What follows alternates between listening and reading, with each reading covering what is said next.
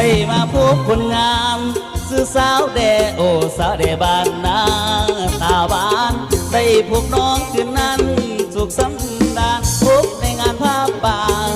สามัคคีโอสาวแดบ้านนาเจ้าสวยเล่นดังพระจันทร์วันเพ็ญพร้อมเป่งสีอายขอฝากข้างน้องฝากไม่ตีโอดสงสารปานีแต่เห็นใจอายนี่จากปานามาหาน้องหวังปากของความหาให้สดใสยาแต่น้องคนดีพอเห็นใจที่บ้ายากจนคนบ่มีอายจะหาเงินทองมาขอแต่งลองเพลงอายพวงอย่าไปพ้องอย่าแต่น้องคนดีตั้งตารอน้องจงรอวันนั้นวันวิวา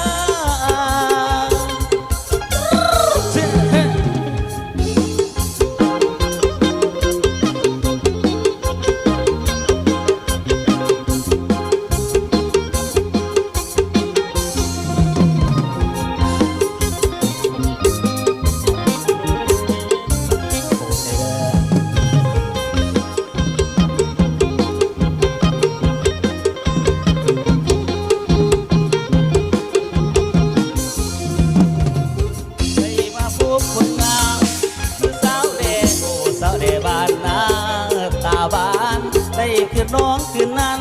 สุขสำราญพบในงานผ้าป่าสามัคคีโอ้สาวเลวันนาจะสวยเล่นดังพระจันทร์วันเพ็ญพร้อมเป่งสีอายขอฝากข้างน้องฝากไม่ตีโปรดสงสารปานีได้เห็นใจอายนี่จากปานาปากของความหาให้สดใสยาแต่น้องคนดีพอเห็นใจที่บ้ายากจนคนบ่มีอายจะหาเงินทองมาขอแต่งลองเพลงอายพวงจะไปขอให้น้องคนดีตั้งตารอน้องจงรอวันนั้นวันวิวาเอานุ่มหน้าโน้นหนาวต่อเด้อจ่าเด้อจ่าไทยทั้งเสียใหญ่ใจดีเขาบริบหอดจดถึงเดียวซะเนาะขอขอบใจเพื่อนไหนว่า100 บาทเด้อให้อยู่ดีพี่แห้งก็ทั้งเสียเด้อ